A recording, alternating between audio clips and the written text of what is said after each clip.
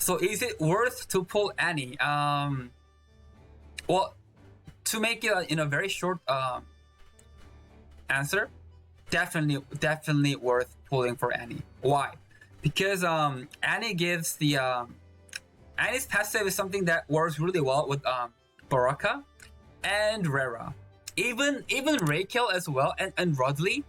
I honestly think it works one of the best. It works best with Rodley.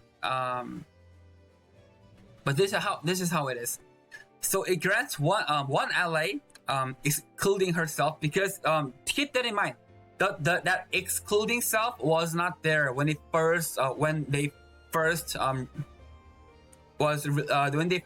reworked Annie. It was just grant one ally with the fastest speed.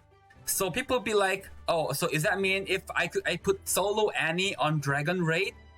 Solo, because there was only 2 people in one round. It's 2 turns of the magic or damage immunity. Meaning Annie will always be damage immune to Dragon. Because it's only 2 turns in one round. And so Annie can be broken.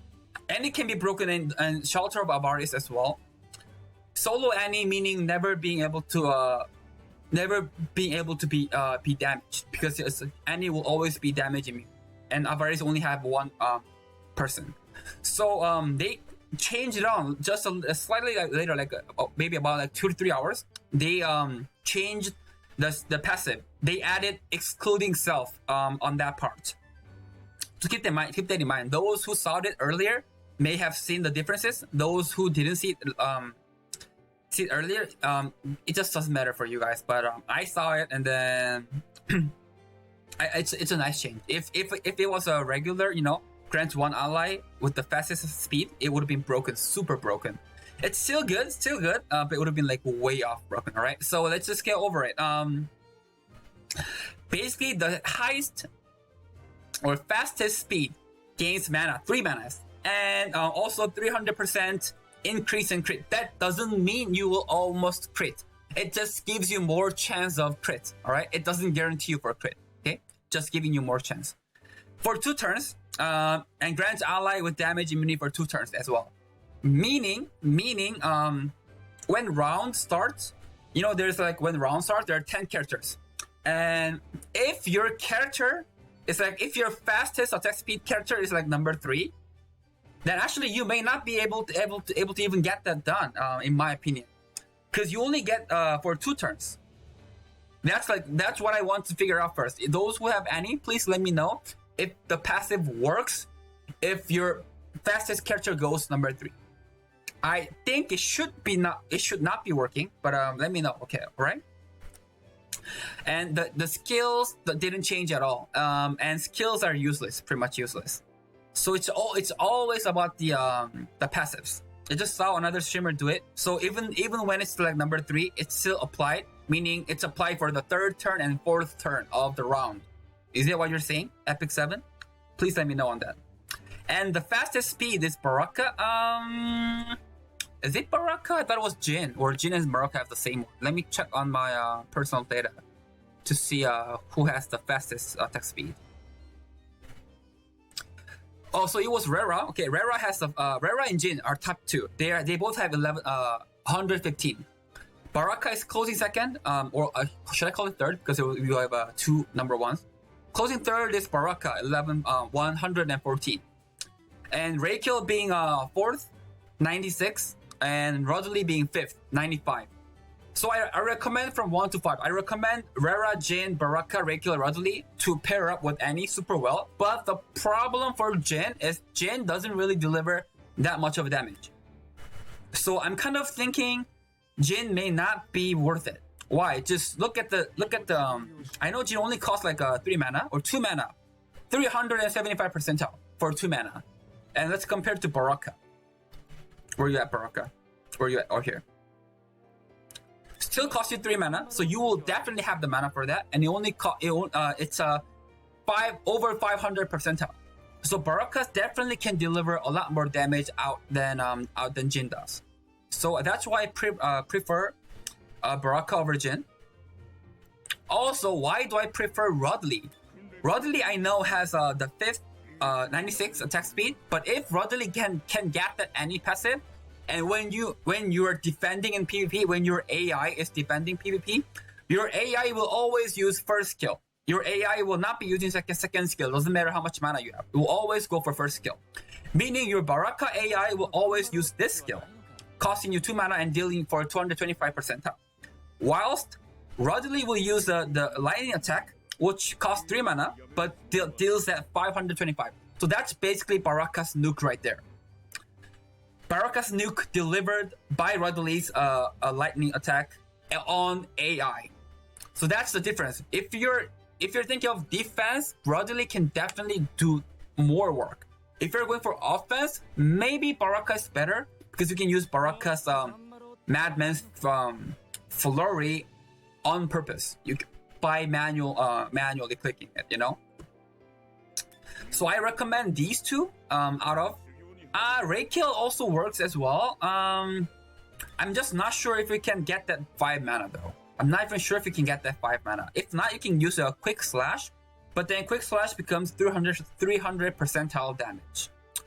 So it's not like 300 percentile is like super Gucci, you know. It's just good to have.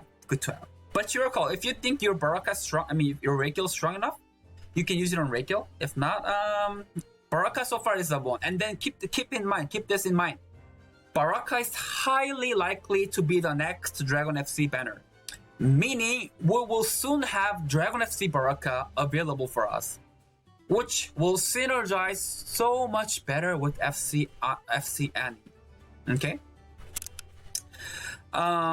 We may have some break after Maggie. That one is still not guaranteed. We don't know if there's gonna be a break or no break. But what I kind of think is that we will not have Rera right away. We'll have Baraka right on instead of Rera, in my opinion. And speaking of Rera actually works as well with Annie because Rera has the fastest attack speed. But the problem for Rera is that the base percentile is kind of low. It's only 187 percentile, and the summoning Ulum costs you 5 mana. So it's highly unlikely for you to use the Rera's third spell with the passive of Annie. Instead, you're highly likely gonna be using Verdant Fire. And the only way for Verdant Fire to deal more damage is to have Tranquil, meaning you gotta have Battery, and you also gotta add that 50% percentile additional damage per each mana the target has. So the more the enemy has mana, you can deal more damage. But round one on the first turn, who's gonna have mana? Pretty much no one. So Rera cannot really deliver that edge damage that we all need for the single target. And you'd be like, oh, what if we aim for the enemy's hero that got the anti buff? Guess what? Enemy hero that got anti buff will also got the buff of the immune to damage. So you're not gonna be able to get that extra damage out as well, neither. All right. So yes, that's why so far, in my opinion, Baraka and Rudley is the best. In my opinion, Rudley is better because on defense, on AI's auto controlling, you simply can get that 500 percentile damage out, you know. But offense wise, of course, Baraka works just as good, you know. And now, like I have shown how broken or how good Annie will be. Is it worth pulling for Annie? That's different matter. That is completely different matter. Should you be pulling for Annie? Those who doesn't have Annie, my answer is no. Don't you dare pull for Annie. Why? Because it's never worth going for that 19 pity. What are you gonna get out of it with the Annie's? You literally get nothing. You literally get nothing out of Annie's banner. Literally get nothing. You only get 1.7 percentile chance for Annie. But guess what? We have the godlike string of creation. Some people call it scam of creation, but guess what? Not anymore. It's not scam of creation anymore. Look at Rudley's panel. It's 50 or it's 50 pulls. So basically think of this as 50 pity on here, the banner. Where did it go? Where did it go?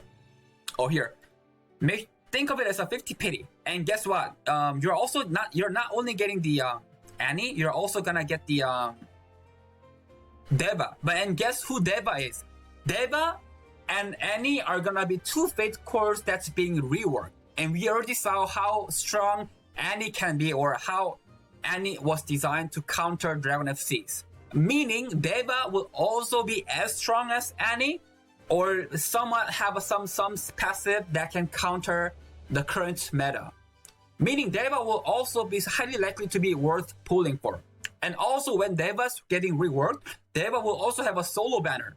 Meaning Deva and Annie will both have was it 18 or 19? Let me check.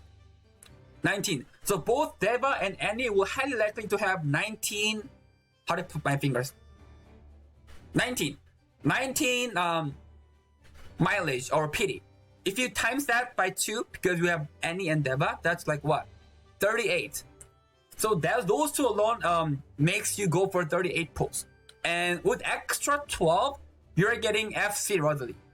You're literally getting a golden fate core with 12 pity. If you do the math, it's super worth just going for the Rudley. Go all the way in. If you have pitted it, then you basically pitted your Annie and Deva and did some extra pulls and got Rudley. But guess what? Some of you, maybe more than some of you, will end up pulling all 3 of these without reaching the pity. And in that case, you have gotten so much jazz out of it that in comparison to you going for the Annie's here. So yes, Annie is super good, and Deva is highly likely to be just as good as Annie, and Rudley has been proven to be good. So don't go for the core mileage. It's never worth it. Just ignore this, and then always at least one string of creation is better. You know, at least Rudley's banner became godlike. So unfortunately, I can't really go on that right now because I'm still working on the bot 3, and so I haven't got bot 3 yet. But please don't go for this at all, and then don't go for the Deva neither. Just pull for FC Rudley. All right.